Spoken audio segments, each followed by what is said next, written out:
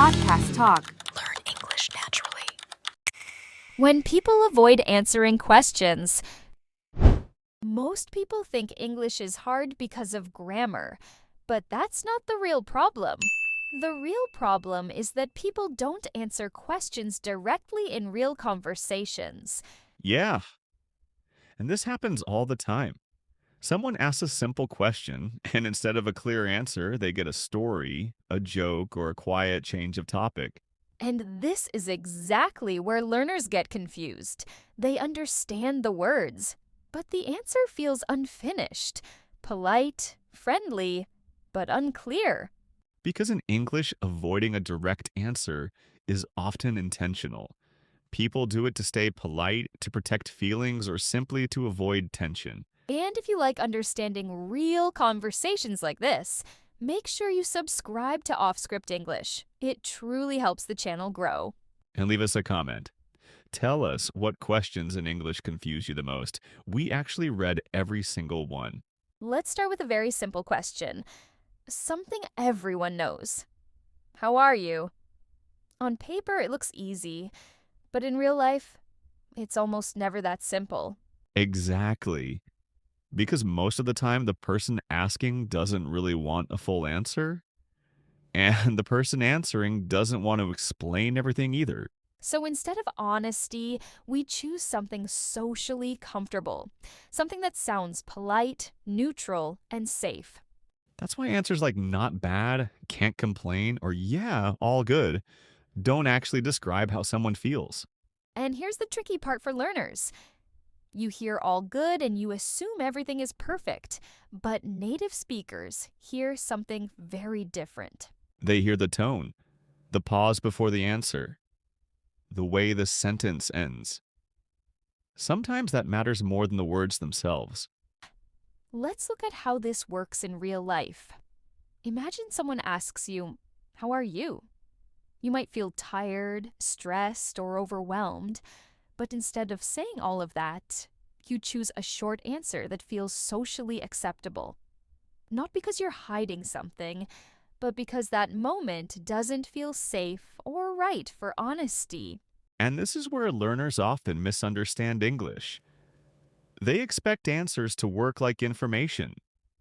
But in real conversations, answers work like signals.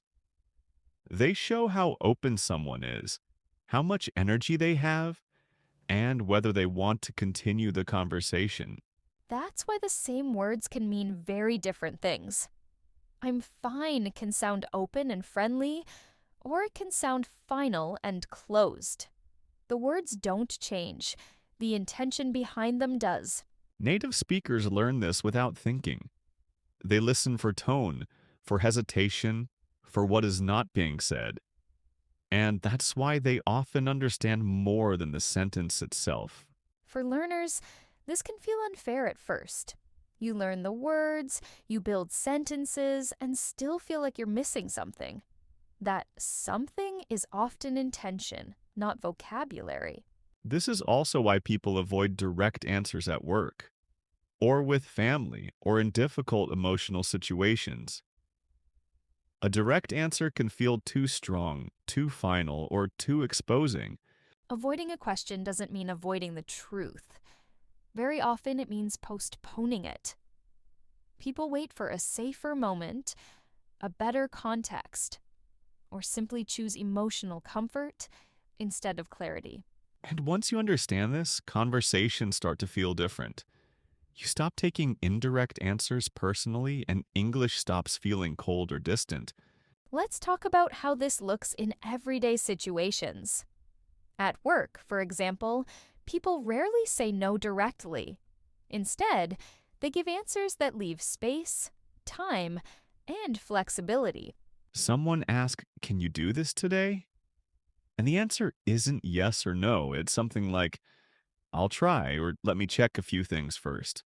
For learners, this sounds positive, but native speakers hear hesitation. They understand that the answer depends on many unspoken factors. This kind of indirect language protects relationships. It avoids pressure and keeps the conversation comfortable, especially in professional or sensitive situations. The same thing happens in personal conversations. Friends, partners, and family members often avoid direct answers to protect feelings, not to confuse you. When you understand this, you stop pushing for clarity at the wrong moment. You learn to read the situation instead of forcing an answer. This makes your English sound more natural too.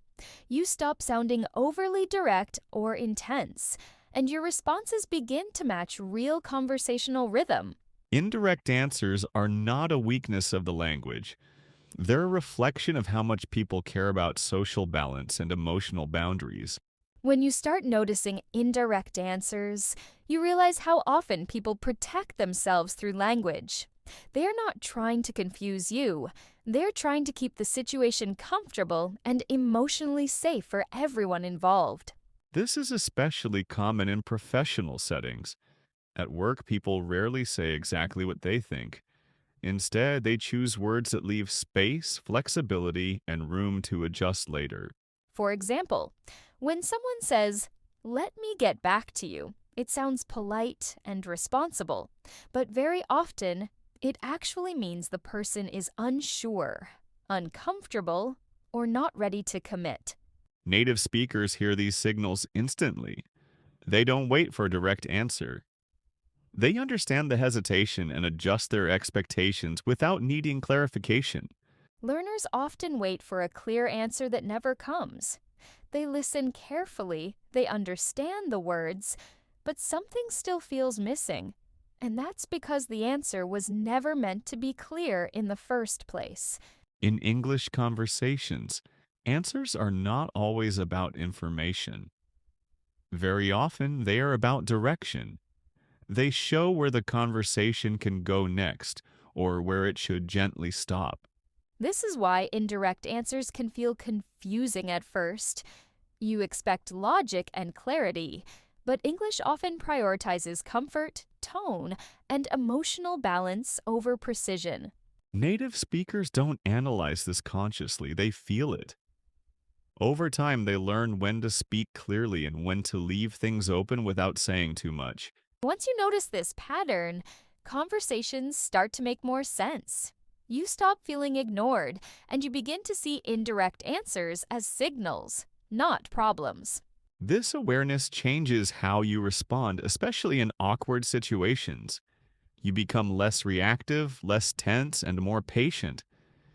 You give people space when they need it, and that often makes them feel safer. And when people feel safe, they're much more likely to be honest later. Avoiding a direct answer is not always manipulation. Most of the time, it's a form of care. Care for timing, for emotions, and for the relationship. People may not have the words, or the energy, or the right moment, so they choose a softer answer that keeps the connection without creating conflict. When you understand this pattern, English starts to make sense on a deeper level. You stop waiting for perfect answers and start paying attention to intention, context, and emotional direction, which is how native speakers actually understand conversations. One of the most common places where people avoid direct answers is at work. Not because they are dishonest, but because professional conversations are often shaped by pressure, hierarchy, and expectations. In work environments, questions are rarely just questions. They often carry risk. A direct answer can lock someone into responsibility, create conflict, or remove flexibility. That's why answers like "let me check" or "I'll get back to you" are so common. They sound cooperative, but they also protect the speaker from committing too early. Learners often hear these answers as uncertainty or lack of confidence, and that's where frustration starts. But native speakers usually hear something else. They hear strategy.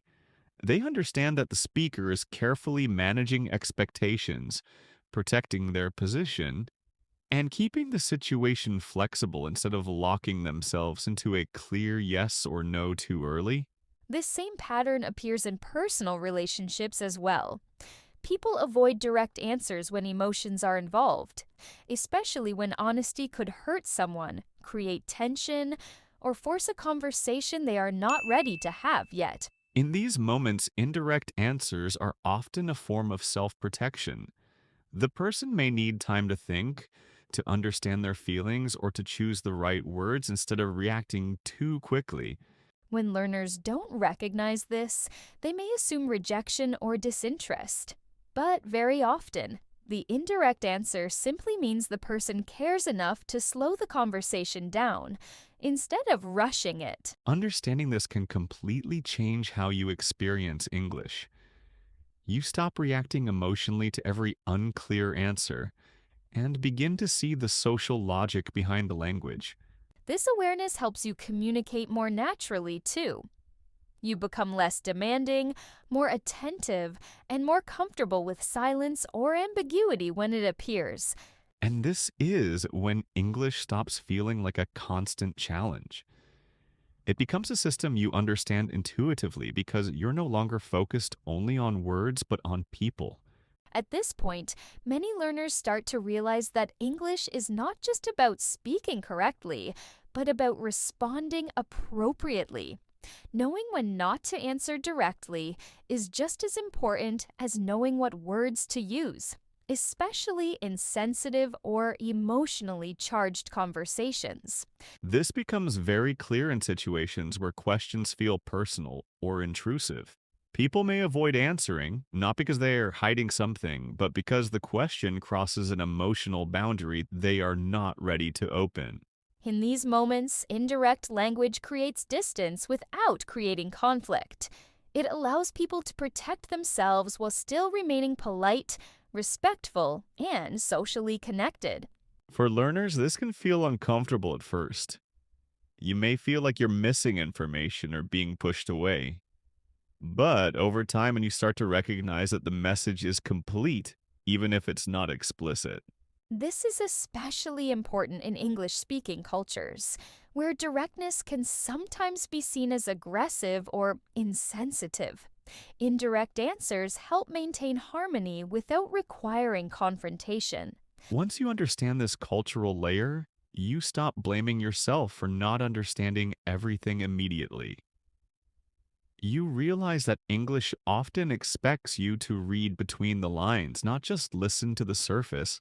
This awareness changes the pace of your conversations. You slow down, listen more carefully, and stop rushing to fill silence with unnecessary words or explanations. Silence becomes less threatening when you understand indirect communication. Instead of feeling awkward, silence starts to feel like part of the conversation, not a mistake. This skill takes time to develop, but it changes everything.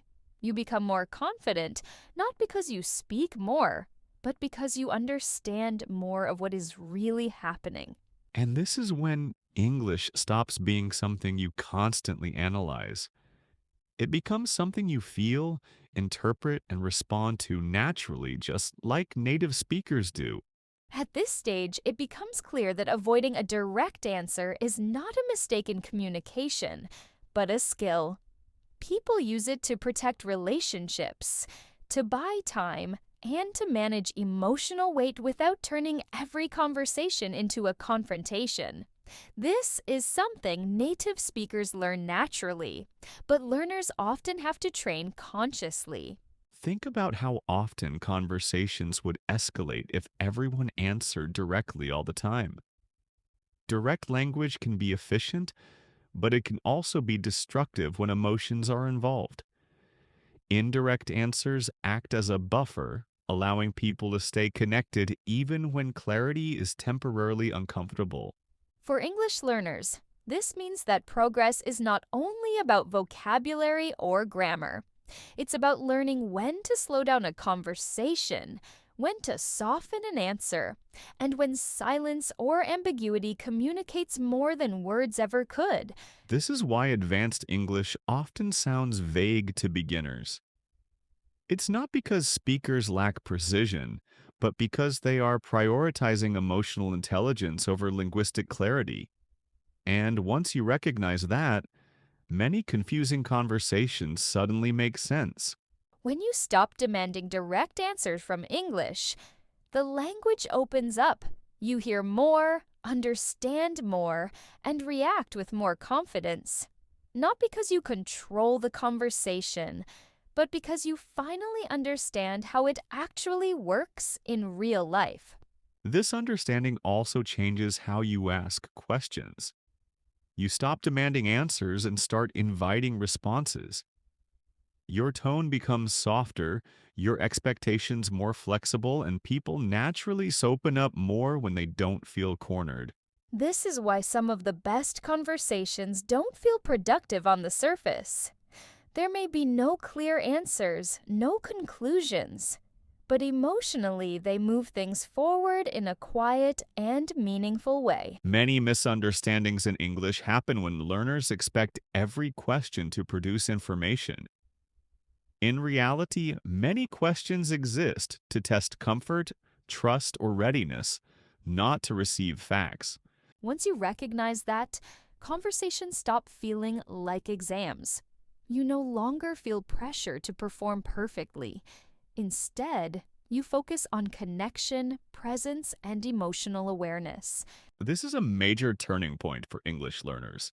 It's the moment when language stops being something you control and becomes something you participate in.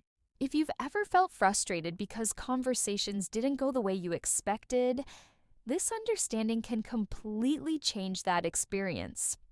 You begin to feel calmer, more confident, and more connected. Avoiding direct answers doesn't mean avoiding meaning. Often it means choosing a safer path toward it. And English is full of these quiet paths. Learning to hear those paths is what separates basic understanding from real fluency.